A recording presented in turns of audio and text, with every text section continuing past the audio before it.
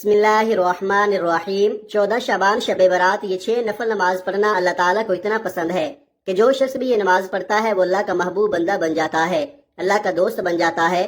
اس نماز کو پڑھنے کے لیے میں نے پورا سال انتظار کیا کہ کب شب برات آئے اور میں یہ نماز پڑھ کر اللہ کو راضی کر لوں، اپنی حاجات اللہ سے پوری کروا لوں۔ چند دن پہلے بتانے کا مقصد صرف یہ ہے کہ آپ اپنے گھر والوں کو، رشتہ داروں کو، دوستوں کو اس نماز کو پڑھنے کا طریقہ سکھا دیں۔ اس نماز کو پڑھنے کی نیت، وقت، طریقہ، یہ ساری چیزیں میں آپ کو ایک ایک کر کے بتاؤں گا، اور آپ نے اسی طرح آگے اپنے دوست، احباب، ملنے والوں کو جن تک ویڈیو پہنچا سکتے ہیں ویڈیو پہنچائیں، لیکن آپ نے ان کو بتانا ضرور ہے۔ اس ویڈیو کو دیکھنے کے بعد کوئی دوسری ویڈیو دیکھنے کی آپ کو ضرورت نہیں پڑے گی۔ ام المؤمنین حضرت عائشہ صدیقہ رضی اللہ تعالی عنہا فرماتی ہیں، رسول کریم صلی اللہ علیہ وآلہ وسلم میرے ساتھ تشریف فرما تھے۔ رات کو آپ صلی اللہ علیہ وآلہ وسلم میرے حجرے سے نکلے، میں بھی آپ کے پیچھے نکلی، مگر میں نے آپ کو جنت البقیع میں پایا۔ وہاں آپ مومن مردوں اور مومن عورتوں اور شہداء کی بخشش کے لیے استغفار فرما رہے تھے۔ تو میں نے عرض کیا، یا رسول اللہ، آپ تو اللہ کے کام میں لگے ہیں اور میں دنیاوی حاجت میں ہوں۔ پھر رسول کریم صلی اللہ علیہ وآلہ وسلم تشریف لائے اور فرمایا، اے عائشہ، میرے پاس جبرائیل حاضر ہوئے اور عرض کیا، آج شعبان کی 15ویں رات ہے۔ اس رات اللہ بنی قلب کی بکریوں کے بالوں کی تعداد کے برابر جہنم سے لوگوں کو آزاد فرماتا ہے، مگر اس رات اللہ مشرک، کینہ رکھنے والا اور پجامہ ٹخنوں سے نیچے رکھنے والا اور ماں باپ کو ستانے والا اور ہمیشہ شراب پینے والے کی طرف نگاہ کرم نہیں فرماتا۔ 15 شعبان کی رات 14 شعبان کا دن گزرنے کے بعد جو رات آتی ہے وہ رات 15 شعبان کی ہوتی ہے۔ مغرب کے وقت اسلامی تاریخ بدل جاتی ہے۔ اسلامی مہینے میں 14 شعبان کا دن گزرنے کے بعد 15 شعبان کی جو رات آتی ہے، اس رات کو شب برات کہا جاتا ہے۔ مغرب کے وقت سے طلوع فجر تک یہ رات شب برات کی رات ہے۔ اب اس رات میں مغرب کی نماز کے بعد عشاء سے پہلے 6 رکعت نماز نفل ادا کی جاتی ہے۔ تو وہ 6 رکعت کس طرح ادا کرنی ہے وہ طریقہ بتاؤں گا۔ دوستو، ماہ رمضان کے علاوہ اسلام میں ماہ شعبان کے روزوں کی فضیلت اس بات کی گواہی دیتی ہے کہ شعبان کا مہینہ عبادت اور نجات کا مہینہ ہے۔ حضور نبی اکرم صلی اللہ علیہ وآلہ وسلم ماہ شعبان میں رمضان کے علاوہ باقی تمام مہینوں سے بڑھ کر عبادت کرتے تھے، لہذا شب برات دوسری راتوں کی نسبت عبادت کی زیادہ مستحق ہے۔ حضرت عبداللہ بن عمر رضی اللہ تعالی عنہ فرماتے ہیں کہ 5 راتیں ایسی ہیں جن میں دعا رد نہیں کی جاتی۔ نمبر 1 جمعہ کی رات، نمبر 2 رجب کی پہلی رات، نمبر 3 شعبان کی 15ویں رات، نمبر 4 دونوں عیدوں کی راتیں۔ علامہ ابن تیمیہ رحمۃ اللہ علیہ نے شب برات میں عبادت اور قیام پر لکھا ہے کہ جب کوئی بھی انسان نصف شعبان کی رات کو اکیلا یا جماعت کے ساتھ نماز پڑھے، جیسا کہ سلف میں سے بہت سارے گروہ اس کا اہتمام کرتے تھے، تو یہ بہت خوب ہے۔ شب برات ایسی مبارک رات ہے جب اللہ عز و جل آسمان و دنیا پر جلوہ افروز ہوتے ہیں، اور اس رات زندگی اور موت اور نجات اور مغفرت کے فیصلے ہوتے ہیں۔ اس رات اجتماعی طور پر خشوع خضوع سے گھروں اور مساجد میں عبادت کرنی چاہیے۔ گھر میں برکت کے لیے اہل خانہ کو چاہیے کہ وہ بچوں کو ایک ساتھ بٹھا کر تسبیحات اور نوافل ادا کرے۔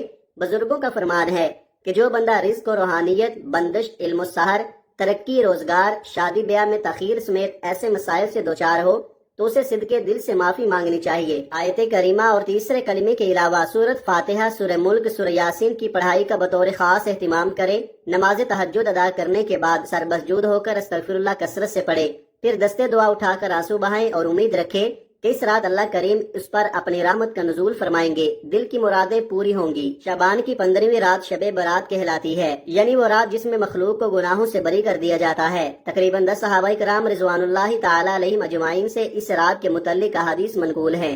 حضرت عائشہ رضی اللہ تعالی عنہ فرماتی ہیں کہ شعبان کی 15ویں شب کو میں نے نبی کریم صلی اللہ علیہ وآلہ وسلم کو اپنی آرام گاہ پر موجود نہ پایا تو تلاش میں نکلی، دیکھا آپ جنت البقیع کی قبرستان میں ہیں۔ پھر مجھ سے فرمایا کہ آج شعبان کی 15ویں رات ہے، اس رات میں اللہ تعالیٰ آسمان دنیا پر نزول فرماتا ہے اور قبیلہ بنی قلب کی بکریوں کے بالوں کی تعداد سے بھی زیادہ گناہ گاروں کی بخشش فرماتا ہے۔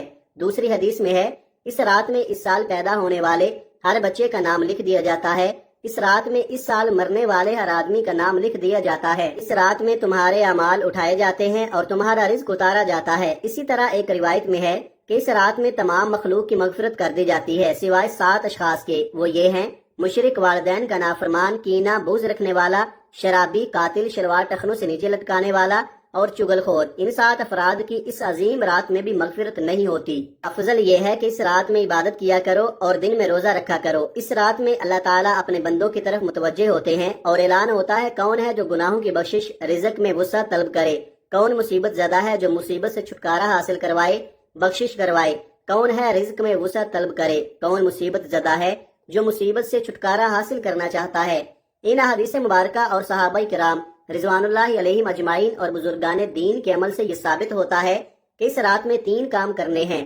قبرستان جا کر مردوں کے لیے ایصال ثواب اور مغفرت کی دعا کی جائے، لیکن یاد رہے کہ نبی کریم صلی اللہ علیہ وآلہ وسلم سے ساری حیات مبارکہ میں صرف 1 مرتبہ شب برات میں جنت البقیع جانا ثابت ہے۔ اس لیے اگر کوئی شخص زندگی میں 1 مرتبہ بھی اتباع سنت کی نیت سے چلا جائے تو اجر و ثواب کا باعث ہے، لیکن پھول پتیاں، چادر چڑھاوے اور چراغاں کا اہتمام کرنا اور ہر سال جانے کو لازم سمجھنا، اس کو شب برات کے ارکان میں داخل کرنا، یہ ٹھیک نہیں ہے۔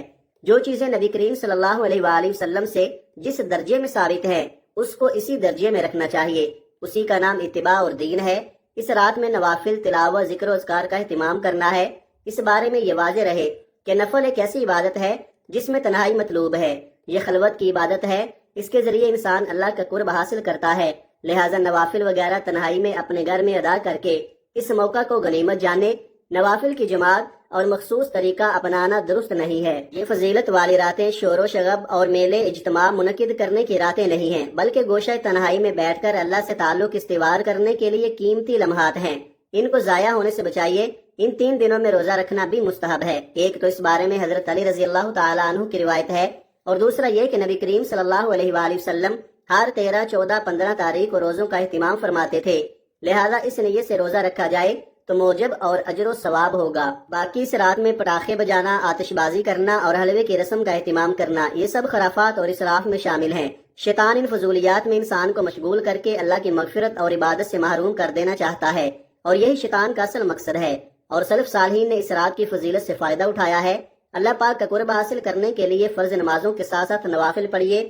جو شخص فجر کی نماز ادا کر کے اللہ پاک کا ذکر کرتا رہے یہاں تک کہ آفتاب بلند ہو جائے، پھر 2 رکعتیں پڑھے تو اس کو پورے حج عمرے کا ثواب ملے گا۔ حدیث مبارکہ کا مفہوم ہے، حضرت ابو ہریرہ رضی اللہ تعالیٰ عنہ سے مروی ہے، حضور پاک صلی اللہ علیہ وآلہ وسلم فرماتے ہیں، اللہ پاک نے فرمایا، جو میرے کسی ولی سے دشمنی کرے اس سے میں نے لڑائی کا اعلان کر دیا، اور میرا بندہ جن چیزوں کے ذریعے میرا قرب چاہتا ہے ان میں مجھے سب سے زیادہ فرائض محبوب ہیں، اور نوافل کے ذریعے ثواب حاصل کرتا رہتا ہے، یہاں تک کہ میں اسے اپنا محبوب بنا لیتا ہوں۔ اگر وہ مجھ سے سوال کرے تو اسے ضرور دوں گا، اور پناہ مانگے تو اسے ضرور پناہ دوں گا۔ حدیث مبارکہ کا مفہوم ہے، آقا صلی اللہ علیہ وآلہ وسلم نے فرمایا، جو شخص وضو کرے اور اچھا وضو کرے اور ظاہر اور باطن کے ساتھ متوجہ ہو کر 2 رکعت پڑھے، اس کے لیے جنت واجب ہو جاتی ہے۔ گناہ اور فضولیات سے بچنے کے لیے فرض نماز کی پابندی کے ساتھ ساتھ نوافل کی کثرت کیجیے۔ ایک تو آپ کا وقت اللہ پاک کی عبادت میں گزرے گا اور گناہوں سے بچے رہیں گے، دوسرا اللہ پاک کا قرب حاصل ہوگا اور اسی کے سبب بیڑا پار ہوگا۔ شب برات کی نفل نماز مغرب کی نماز کے بعد 6 رکعت اس طرح پڑھے، 70,000 بھی حاجتیں ہوں گی وہ بھی پوری ہو جائیں گی۔ 15 شعبان کی رات، 14 شعبان کا دن گزرنے کے بعد جو رات آتی ہے وہ رات 15 شعبان کی ہوتی ہے۔ مغرب کے وقت تاریخ بدل جاتی ہے، اسلامی مہینے میں تو 15 شعبان کی جو رات آتی ہے اس رات کو شب برات کہا جاتا ہے۔ مغرب کے وقت سے طلوع فجر تک یہ رات شب برات کی رات ہے۔ اب اس رات میں مغرب کی نماز کے بعد عشاء کی نماز سے پہلے 6 رکعت نفل نماز ادا کی جاتی ہے، تو وہ 6 رکعت کس طرح سے ادا کرنی ہے وہ طریقہ جان لے۔ سب سے پہلے آپ مغرب کی نماز ادا کریں کیونکہ وہ فرض نماز ہے۔ فرض نماز کے ساتھ ساتھ سنتیں ادا کریں، نوافل ادا کریں۔ یہ سب ادا کرنے کے بعد آپ اطمینان اور سکون کے ساتھ کھڑے ہونے کے بعد 6 رکعت نفل نماز آپ کو ادا کرنی ہے، وہ بھی 2 رکعت کر کے ادا کرنی ہے۔ 2 رکعت نفل پڑھنے ہیں، پھر سلام پھیرنا ہے، پھر 2 رکعت پڑھیں، پھر سلام پھیرنا ہے، پھر 2 رکعت پڑھیں، پھر سلام پھیرنا ہے۔ 2 رکعت کر کے 3 مرتبہ میں 6 رکعت ادا کرے۔ سب سے پہلے آپ نے 2 رکعت نفل نماز کی نیت کرنی ہے۔ نیت آپ جس طرح دوسری نمازوں میں کرتے ہیں نفل نمازوں میں اسی طرح سے آپ نے نیت کرنی ہے۔ بس ذہن میں ایک خیال لانا ہے کہ ان دونوں رکعتوں کے وسیلے سے، صدقے سے، اللہ تبارک و تعالیٰ میری عمر میں فراخی فرمائے، میری عمر میں برکت فرمائے، میری عمر دراز کرے، یہ ذہن میں رکھے۔ یعنی عمر درازی کے لیے آپ یہ نماز ادا کر رہے ہیں۔ نیت باندھنے کے بعد دوسری نمازوں میں جس طرح آپ سورت فاتحہ پڑھتے ہیں اسی طرح کوئی سورت ملائیے۔ رکوع کرنے کے بعد سمیع اللہ لمن حمیدہ کہہ کر ٹھہریے، پھر سجدے میں جائیے، اللہ اکبر کہہ کر 2 سجدے کرے، 2 سجدے کرنے کے بعد کھڑے ہو جائے، پھر دوسری رکعت میں بھی اسی طرح سے 1 مرتبہ سورہ فاتحہ، اس کے بعد کوئی دوسری سورت ملا لے، پھر رکوع سجدہ وغیرہ کرے۔ دوسری نمازوں کی طرح جب تشہد میں بیٹھیں گے، تشہد پڑھے، درود ابراہیمی پڑھے، پڑھنے کے بعد آپ سلام پھیریں گے۔ یہ آپ کی 2 رکعت نماز مکمل ہو جائے گی۔ نماز مکمل ہونے کے بعد 1 مرتبہ آپ سورہ یاسین پڑھیں گے۔ اگر آپ سورت یاسین نہیں پڑھ سکتے تو 21 مرتبہ سورت اخلاص پڑھیں گے۔ یہ پڑھنے کے بعد پھر سیدھے کھڑے ہو جائیں گے۔ کھڑے ہونے کے بعد پھر 2 رکعت نفل نماز کی آپ نے نیت کرنی ہے۔ اب ان دونوں رکعتوں کو پڑھنے سے پہلے، نیت باندھنے سے پہلے آپ کے ذہن میں ایک بات ہونی چاہیے۔ وہ بات یہ ہے کہ اللہ تبارک و تعالیٰ ان دونوں رکعتوں کی برکت سے میرے گھر میں برکت عطا فرمائے، مجھے آفتوں بلاؤں سے محفوظ فرما دے۔ ذہن میں یہ رکھنا ہے کہ مجھے بلاؤں، آفتوں، مصیبتوں سے اللہ محفوظ رکھے اور میرے گھر میں برکت نازل ہو۔ یہ کہنے کے بعد آپ نیت کریں گے، اللہ اکبر کہہ کر ہاتھ باندھ لیں، جیسے دوسری نماز ادا کرتے ہیں۔ پہلے آپ نے 2 رکعت نفل ادا کیے، اسی طرح ہر ارکان ادا کریں گے، رکوع سجدہ وغیرہ سب کریں گے۔ 2 رکعت مکمل ہونے کے بعد آپ نے سلام پھیرنا ہے۔ ایک سلام پھیرنے کے بعد بیٹھے بیٹھے پھر سے آپ نے 1 مرتبہ سورت یاسین پڑھنی ہے۔ اگر آپ کو سورت یاسین یاد نہیں ہے یا پڑھ نہیں سکتے تو آپ 21 مرتبہ پھر سے سورت اخلاص پڑھیں گے۔ آپ کے 4 نوافل مکمل ہو گئے۔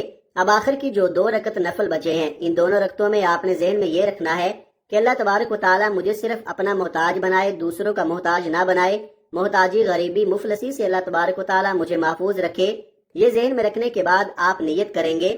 پہلے کی طرح نیت کی، میں نے 2 رکعت نفل نماز کی، منہ میرا کعبہ شریف کی طرف، اللہ اکبر۔ یہ کہنے کے بعد آپ پہلے نوافل کی طرح یہ بھی ادا کر لیں گے، ویسے ہی یہ دونوں رکعتیں ادا کریں گے، سلام پھیریں گے۔ پھر سے آپ نے ایک بار سورت یاسین پڑھنی ہے اگر یاد ہے۔